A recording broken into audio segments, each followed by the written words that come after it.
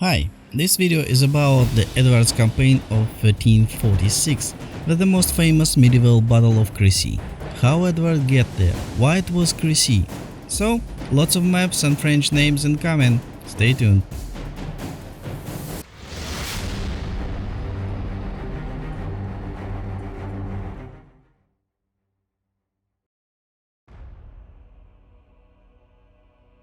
When Edward left the Isle of Wight, he had 3 suitable landing sites for his troops on the continent. Flanders, where after the Battle of Sluys he won the favor of local population; Aquitaine, where Henry, Earl of Derby and Earl of Lancaster fought against the tyranny of French authorities; and Brittany, where Edward could join the troops of Sylvester and de Montfort's party. In each of these places, Edward could not only land without a fight, but also organize a reliable bridgehead for the further offensive. But Edward decided to land in Normandy instead, which was governed by Philip VI's son and was of course loyal to French crown. Edward of course knew that Philip was expecting an English invasion, but the English king decided to land an army where it was absolutely not expected. Of course, Edward took a risk, but the risk was rather small. Of course, in Normandy he could not count on a warm welcome, but there were no enemy troops. Most of the enemy armies were in Aquitaine. In addition, having landed in Normandy, he opened a second front to force French to divide the forces. In addition, Normandy was considered a rich land. The harvest had ripened there, and one could count on replenishment of food, and in the cities there was something to profit from. In 1346, but travel was very difficult. The people on board the ship suffered from seasickness to one degree or another. They were surrounded by horse manure. In addition, it was necessary to take care of agitated animals. The English were facing a headwind, and the ships began to carry to Cornwall. Only after the wind changed did the ships begin to approach Normandy. On July 12, after spending 7 days at sea, the English ships approached the Norman coast anchored in the Gulf of Laoug, now Saint-Valahug, off eastern coast of Cotentin Peninsula. It took 3 days to disembark and unload. The ships that unloaded first sailed toward Barfleur, 3 miles from the landing site. Finding 7 French ships in the roadstead, the English put them out of action, and then burned the city, having previously seized all the city values that they could take with them. 3 Norman knights went over to the side of the English, which was rather likely, for the knowledge of a local dialect by defectors could come in handy. Edward III had no intention of giving the French to decisive battle. He intended to carry out a Shevauchée, predatory horse raid, accompanied by rapid movement through the enemy territory, causing the maximum possible damage to the enemy. During the raid, the English intended to destroy cities and fortifications, burn crops, seize local values, and exterminate everyone who tried to resist, believing that these actions would weaken the French economy, at least by reducing tax revenues. In those days, they did not see much difference between the soldiers and the other male population of the enemy side, for most of the men could be drafted into the army.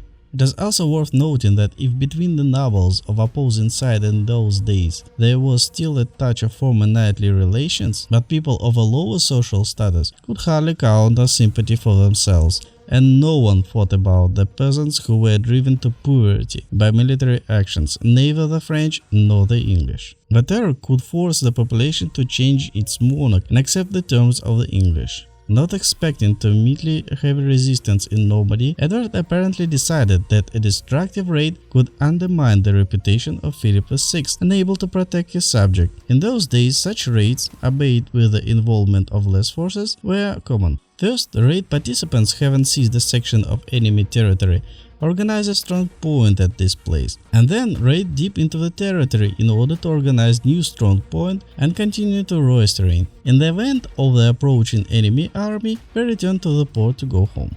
Edward intended to go to Normandy by Ponthieu, the English county at the mouth of Somme, and then, depending on the action of the French, return to England or go to Flanders, where he counted on the benevolence of the locals. On July 18th, English army entered Valognes, a city 11 miles from a landing site, and then headed to Carentan. After marching for another 11 miles, the English stumbled into Douvres, but the only bridge across the river was dismantled. Infantry and cavalry could easily cross over to the other side, but a convoy carrying army supplies, food, fodder, and captured loot needed a reliable crossing. Norman bridges were built with stone supports and wooden flooring, which if necessary was quickly and easily disassembled, but its reconstruction did not take a long time, and therefore the English army entered Carentan and significantly replenished food supplies, set the city on fire. Although, according to some testimonies, Edward objected to the destruction of the city. The next day the English approached Veer to cross the river to enter St. Lo. This time there were several bridges, but again without flooring. Having repaired one of them, the English entered St. Lo on July 22nd, where seizing 1,000 barrels of wine they again took up torches. This time Edward did not even make an attempt to save the city from the destruction. For even when they entered the city gates, he went into rage, seeing the heads of 3 Norman nobles who went over to his side, but then were captured by the enemy, impaled on a spike. In the camp of the enemy, of course, they were considered traitors, but according to Edward, they did not betray their lawful king, that is, himself, and in any case it was not proper to execute the captured knights. Bayeux was the next city on the path of the English army. It escaped the fate of the cities destroyed by the enemy. Representatives of the townspeople met with Edward and agreed to a vassal dependence on the English crown. On July 25th, the English army approached Caen, which outnumbered by population any English city except London, covering 20 miles in 7 days, quite quickly considering that it plundered the surrounding settlements along the way. However, only horsemen approached the Caen, and those who walked fell behind. In addition, Edward sent some of the infantry to help the fleet, which followed the army along the coast. Along the way, the English occasionally landed, looting and burning coastal estates, villages and farms, devastating the Norman coast from Cherbourg to Ouistreham. Edward sought to destroy the French navy on the English Channel and capture as much booty as possible. Ordinary soldiers did not forget about war booty, which led to the fact that about 100 ships stuffed with loot to the planner, despite the order to go along the coast of Normandy, hastened to return to England, where the naval and infantrymen on board hoped to receive the good money. In contrast to the cities taken by the English, Caen had a complex of fortifications. In their center stood the castle of William the Conqueror, a powerful fortress towering over the city, and the city itself was surrounded by a fortress wall, built in the 11th century, although destroyed in some places. About 800 yards from the castle, but on the opposite side of it, in the northeast and in the southwest, there were 2 cloisters, a female and male, the burial place of William the Conqueror. The city commercial center and wealthiest district were located 600 yards from the castle on the St. John, bordered by the Orne and Odon rivers and their arms. These rivers still exist, but the direction of their channels has changed. Most of the Odon within Caen is now underground, and their branches have dried up long ago. Where the Odon flowed within the city, now the Rue de Elie stretches. On this street is the Church of St. Peter, which used to stand on the banks of a part of the Odon that had gone underground. At that time, the bridge of St. Peter was situated across the Odon, near the church. On the island of Saint-Jean, a road ran from southeast to northwest, the current street with the same name as the island. Refugees poured into Caen from the cities captured by the English, and when the English army entered Fontenay-le-Penel, east of the canton Tilly-sur-Selle, and was 12 miles from Caen in a mountainous area, Constable Caen, the commander of a local garrison, was thinking what he had to do. His garrison consisted of 1,200 soldiers, horsemen, infantrymen and crossbowmen from Genoa. Deciding with such a composition the whole city could not be held, he was going to defend only the castle and the island of Saint-Jean. In fact, the city fortress wall were collapsed in several places and could not serve as a serious obstacle for the enemy, and the constable did not have the strength to protect all the openings. The constable also decided not to defend the 2 monasteries that were nearby, although they had strong walls. The constable divided the garrison into 2 parts. 200 horsemen and 100 crossbowmen were sent to defend the castle, and the rest of the garrison went to the island of Saint-Jean to hold the defense along with the local volunteers. In order to prevent the enemy from entering the Isle of Saint-Jean, the constable, expecting the English advance from the southeast, ordered to build a barricade not far from the castle in the northeast, and it was erected from overturned basalt carts, church pews and stalls brought from the sides, which were prepared for building. The barricade was intended to keep the English out of St. Pierre's Bridge. At the same time, several barges with crossbowmen on the board were brought to Odon in the castle area and anchored. At night, the Augustinian professor of theology Geoffrey of Maldon approached the city wall of Caen and conveyed Edward's message to the townspeople, in which the king promised to spare the lives of the people of Caen and not to destroy the city if it had surrendered without a fight. The city council of Caen rejected the offer of English king, and Bishop of Bayeux, who was in the castle, even torn the message up. As a result, poor Geoffrey ended up in prison. The English army, divided by Edward into 3 parts, approached Caen in the morning. The king wanted to conduct reconnaissance in order to develop the plan of capturing the city, but as the soldiers of Prince of Wales, who nominally led the vanguard, approached Caen's eastern gates, were surprised to find that the gates was left unprotected. Passing inside unhindered, the soldiers soon found that the city was empty, and the city's garrison and most of the inhabitants moved to the island of St. John. When the Earl of Warwick, probably the advisor of Prince of Wales, but in fact the commander of the English vanguard, brought in an additional number of subordinates into the city, but the soldiers first of all began to rob and burn the houses left by the inhabitants. The Earl was unable to stop them. Moving on, the English stumbled upon a barricade protecting the St. Pierre's Bridge, and the battle with the French began. Meanwhile, Edward, having risen to the male ado captured by the English, began to survey the city from the height. Noticing that a battle had begun at the bridge, Edward sent a messenger to Warwick with the order to immediate retreat. The king was going to coordinate the actions of the army. By the order of Warwick, the trumpeter sounded retreat, but the order was not carried out, and when the Earl, guided by the principle "if it is not possible to stop, join," brought his entire army into the battle. Odon was shallow at this time of year, and archers and Welsh spearmen began wading across the river and attacking the crossbowmen stationed in barges across the opposite bank. The French, defending the bridge, fearing an attack from the rear, rushed to the island. The English rushed after them, and the battle broke out in the narrow streets and in the houses. The English horsemen took the rich French prisoners, and the archers and spearmen did not spare anyone. The French knights, distinguished by their appearance, were looking for English knights to surrender, realized that this was the only way to save their lives. The English did not touch the castle, not daring to storm it. They had enough of booty captured in the city. The chronicles given different data of losses during the battle, so according to one, 5,000 Frenchmen died. In another chronicle, it is said that after the battle, 2,600 people were found dead in the city, disfigured beyond recognition. The third said that 500 people were buried in the common grave near St. Peter's Church, and only in one thing all the chronicles agree: 230 French knights, squires and wealthy citizens were captured by the English. The losses of the English were not reported in the chronicles. Only one chronicle tells how a certain squire died of his wounds a few days after the battle, but the losses of English to one person of course were not limited. Archers and spearmen crossing the river ford and approaching the French crossbowmen on the barge could not do without losses. In addition, according to the chronicles of Lanner Coast, the inhabitants of Caen threw stones at English from the rooftops. The English army remained in Caen for 5 days. After the robberies and violence that accompanied the capture of the city, the army restored order and began preparation for further advance through the territory of France. They loaded the captured values and food into the trains, provided medical assistance to the wounded, and buried the dead.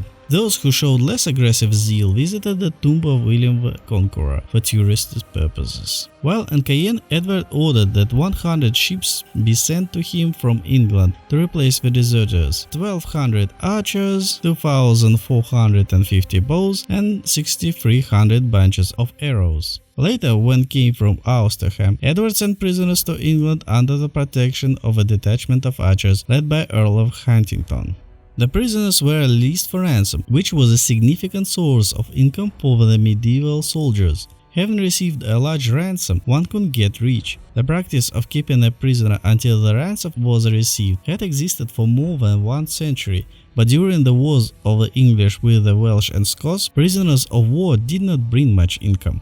But during the 100 Years' War, this practice flourished. Captured rich townspeople who had little cash could find freedom for jewelry and furs. Rich knights paid the ransom with money. Less wealthy gave their horse and military equipment to the person who took them captive. Poor knights sometimes agreed to serve the owner for a certain time. The buyout agreement was made usually in writing. The amount of buyback ranged from 1/3 to 1/2 of a property assets, more often in monetary terms. If a ransom for a prisoner was received by a person bound by the contract with a person who contacted to recruit in the established area the number of soldiers specified in a personal contract, then a third of a ransom was transferred to this person, and he in return transferred the third of the money received or received property to his employer, usually the king. The prisoner could be sold, which happened if the person who took him prisoner was not going to keep the prisoner for a long time pending ransom, preferring to get at least some money from him as soon as possible. Some of the ransom were quite large. In Caen, Sir Thomas Holland, having captured the Count d'E, the city constable, sold him to the king for £12,000, and he received much more for the release of the Count. Sir Thomas Daniel, who was a part of a retinue of Prince of Wales, having captured the Count of Ternquil, treasurer of Caen, was forced to cede him to the prince for £666, and the annual rent of £26 and 13 shillings and 4 pence, which was not bad for Sir Thomas, but of course did not live up to his initial expectations. And the prince received the ransom for Ternquil in the amount of £6,000. After completing preparation for further advance through France, Edward ordered that the ships he called from England to meet the English army at the port of Le Crotoy in Poitiers, which made it possible to take the army off the continent in case the situation changed to the wars. But Le Crotoy was 140 miles away, and it still required crossing the Seine, a water barrier much more difficult to pass than those previously encountered. Edward could, of course, to move the army along the coast without moving away from the fleet, in order to cross the river mouth and enter Le Havre. The city did not pose a threat because the English fleet had already managed to destroy the French ships on the roadstead and the city itself put on fire. After weighing all the circumstances, Edward decided to move inland to show the local population that the usurper Philip Valois could not protect his people. The English army went to Evreux, devastating everything on its path. However, Evreux was a well-fortified castle with a large garrison, and so Edward, in order not to waste time on a long siege, bypassed the unexpected obstacle and sent the army to Louviers, a city with a developed garment industry. Louviers had no defensive fortifications, and Edward took it easily. After this, Edward intended to cross the Seine near Pont de l'Arche and then capture Rouen. However, it soon became clear from intelligence data that Rouen had a well-armed, numerous garrison under the command of Count of Ancourt, whose brother Sir Godfrey Ancourt served in Edward's army. And in Pont de l'Arche, there is an outpost under the command of Count d'E, who also had considerable forces. It also turned out that the local bridge over the Seine was destroyed. Having received this information, Edward changed the original plan and moved along the left bank of Seine to Vernon, approaching Paris. Meanwhile, the French king finally gathered his army and moved it along the right bank of the Seine, destroying the bridge after bridge. Vernon turned out to be well fortified, and although the English took the fortress of Longeville on the way to it, they could not capture the city itself. The only success of the English at this time was the capture of French castle La Roche-Guyon on the right bank of the Seine, with a small force led by a 36-year-old Robert de Ferrier, the landowner from Shevauchée. He was the commander of a squad of 1 banneret, 3 knights and 25 squires, 32 horse archers and 3 foot archers. With his detachment, he approached the Seine and found a capacious boat on the shore. Having put all who could fit in the boat, he crossed the river and went to the castle. The castle was a well-fortified structure, and Ferrier wouldn't have taken it with the small forces he had. The commander of a garrison, however, fell into the panic, deciding that the vanguard of the English army approached the castle, and instead of organizing the defense, which he could hold for several months, surrendered to Ferrier. During the capture of the castle, the English lost only one person, Sir Edward Atterwood, who was hit in the head by a stone from the wall. Ferrier did not take the people who had surrendered to him as prisoners, limiting himself to taking the oath from everyone that they could later pay the ransom.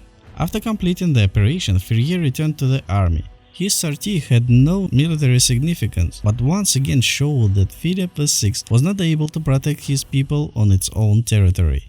Even before that, Philip made an attempt to come to an agreement with Edward. He sent one of his bishops to the English, and he, on behalf of the English king, offered Edward the county of Poitiers, and a part of Aquitaine confiscated by the French in exchange for the withdrawal of English troops from the French territory, but Edward considered the proposal unacceptable.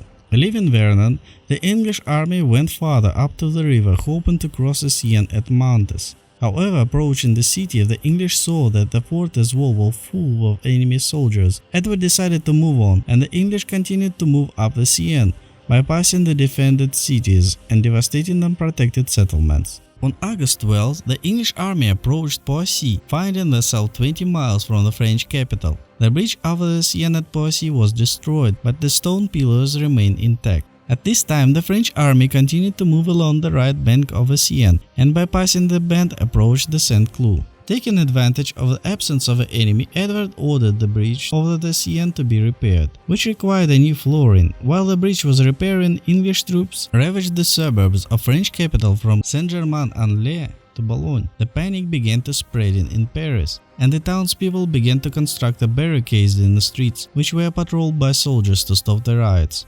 Meanwhile, Philip VI was in Saint-Denis, the burial place of French monarchs, a city north of Paris, where he listened to all kinds of advices on what to do. Philip had something to think about. The hope that Edward could run out of money for the upkeep of the army was clearly not justified. The opportunity to cross the Seine to defeat the English was lost because of his own indecision. Flanders was inclined to make an alliance with England, and Aquitaine continued to resist. Philip announced a call to the army, and the city received an order to send an army to Paris. Meanwhile, Edward crossed the Seine and moved north. His vanguard, commanded by Sir Godfrey Harcourt, consisted of 500 horsemen and 1,200 horse archers, stumbled across the French army. These were soldiers gathered in Amiens and heading for Paris. They could not provide resistance to the English, who were experienced in battles. Some of the French fell on the battlefield, others were captured, but the most important achievement of the English was the capture of enemy convoy, filled to the brim with food, wine and clothing. Moving northward, the English army captured Beauvais. Having plundered the city, the English as usual took up the torches. Fire even flared in the Abbey of Saint-Lucien, but whether it was an arson or the abbey suffered from the spreading fire is not known for certain. Probably the abbey was still set on fire, because after the incident Edward immediately ordered not to touch the church buildings and ordered to hang 20 soldiers guilty of a sacrilegious act. It is unlikely that the order was carried out in full. The soldiers were expensive, and instead of those executed, new ones would have to be recruited. Most likely no more than 2 people were hanged to intimidate the rest and maintain discipline, showing that although the robbery and arson were not prohibited, it is not worth overstepping the boundaries of what is permitted. Moving farther to the north, the English army took possession of Milly, then Grandvilliers, and heading to Poix, took the castle in Dargy on the way. There were 2 castles in Poix, but both were without a garrison. Deciding that resistance was useless, the townspeople sent their representatives to Edward, and they reported that the city was ready to give a large amount of money if the English did not touch it. The ransom was promised to be paid the next day. Edward agreed, and in the morning moved on, leaving a small detachment in Poix to obtain a ransom. Upon learning that the English army had left the Poix, the townspeople backed down, deciding that the ransom was not worth paying. When this was reported to Edward, he returned to Poix. The city was plundered and burned, and those who were in arms were hanged without hesitation. The next city captured by the English was Rennes, 3 miles from Somme, which Edward hoped to cross in order to be able to connect with his fleet. At this time, the English king was informed that all the nearest bridges across the Somme were destroyed, and Philip gathered an army larger than the English one, which by forced march upcoming to the 25 miles a day was approaching the English. By that time, all soldiers of the English army were provided with horses at the expense of those captured from the enemy. But despite this help, due to the incessant looting of settlement on the way and the need to spend time replenishing food and feed for horses, the advance of the English slowed down noticeably. Edward needed to cross the Somme as soon as possible, and then join up with the fleet or go farther to Flanders, where he counted to help of the Flemish, especially since they, having finally come out against the French, captured Bethune. The largest bridges across the Somme were in Amiens and Abbeville, but they were heavily guarded by the enemy, and the main forces of the French army led by Philip were approaching Amiens. In 6 weeks, the English army had covered 400 miles. The soldiers were tired, and there was not enough food. In addition, the local residents began to bother the English, united in small detachments. Encouraged by the fact that the French army was on the way, they ambushed the English foot detachments and killed the stragglers. True, they have little influence on the course of war, but forced the enemy to double the guard and increase the number of patrols. Edward stopped near Osborne and sent scouts to find out where they could cross Somme. Soon he was informed that all the bridges from Pont-Remy near Abbeville to Picquigny near Amiens were destroyed. The forts were heavily guarded and the right bank of the Seine was full of French soldiers. Then, unexpectedly, a knowledgeable person was found who informed about the ford between Abbeville at the mouth of Somme, which can be crossed at a low tide.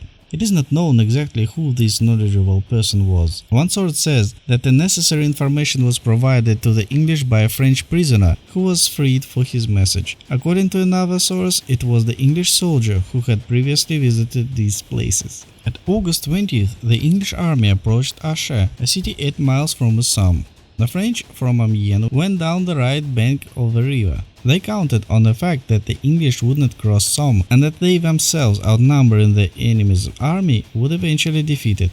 On the night of August 24th, the English army went to the ford to cross it at a low tide, but at night the wagon train and pack horses moved slowly, and the English reached their goal only in the morning. When the tide came, it was unthinkable to cross the river. Philip VI also knew about this ford and sent to the ford a large detachment of horsemen, infantrymen and crossbowmen under the command of Godfrey Dufay, whom he ordered to prevent the English from crossing the river. Chronicles clearly exaggerate the number of Dufay's detachment. Thus, according to Froissart, this detachment consisted of about 12,000 soldiers, although it is more likely that it numbers about 500 horsemen and about 1,000 infantry, including crossbowmen. Reaching the fort, the French formed in 3 rows. For a long time the French and English were inactive. Finally, waiting for a low water in the river, the Earl of Northampton led 100 horsemen across the ford, who were covered from the flanks by archers. The French crossbowmen were the first to start the battle, and the English suffered some losses. But when English archers approached the enemy and raided them with arrows, the ranks of the French began to thin out, which allowed the advanced detachment of English horsemen to cross the river and capture a small bridgehead. Other soldiers followed behind them under the cover of archers. When the number of English crossed the ford exceeded the number of Dufay's detachment, he realized that the battle was lost and ordered to retreat.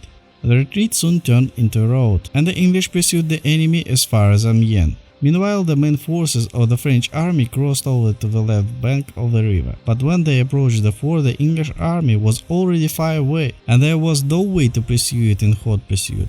A new tide interfered. In the evening of the August 24th, the French army returned to Abbeville, and the English set up camp in the woods of Crecy. Probably Edward III still intended to give the French army a decisive battle, but he was going to fight this battle only where he could count on the outside help. Poitiers, where the English army came from 1279, belonged to the English crown by the right of succession, although Philip confiscated this county. Edward could also fight in Flanders, friendly to the English, or on the sea coast, where he could count on the help of his fleet, but he also needed to find a suitable place, the features of which he could use in his advantage, which would allow him to apply the tactics of warfare that brought success to the English at the battles of Bannockburn, Dublin Moor and Haledon Hill. You can learn more about Crecy in my videos. Small disclaimer, this was one of my oldest videos, so it can be a bit boring, though I changed the sound, so probably it might help.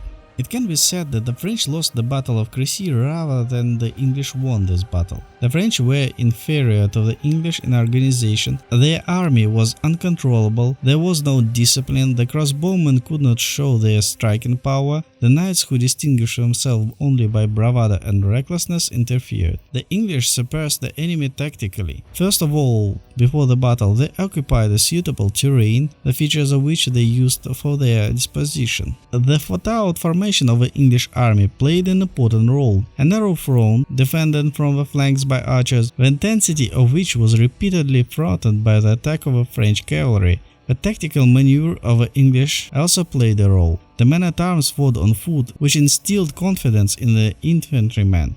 They knew that the knights would not leave them at the difficult moment of the battle. Edward's army tactics in the Battle of Crecy became the tactical concept of the English throughout the 100 Years' War. The use of men-at-arms on foot allowed the English to overcome the enemy until the appearance of the French field artillery, which surpassed the salvo firing of the English longbows in power. In addition, the Battle of Crecy was influenced by the organization and professional level of the English army, which was commanded by a charismatic leader capable of defeating the enemy, even if the French had a development battle plan and their commanders were more competent in the art of war when it turned out in practice. The Battle of Crecy proved that a properly deployed English army led by skilled commanders was capable of defeating a much larger army, clinging to the outdated feudal order of manning. The French should have learned from the defeat, but they failed, which resulted in the failure over years. Well, that's it for today. Another chapter is over. Thank you very much for watching and listening. Like it if you do, subscribe if you don't want to miss more. Thank you very much. Bye bye.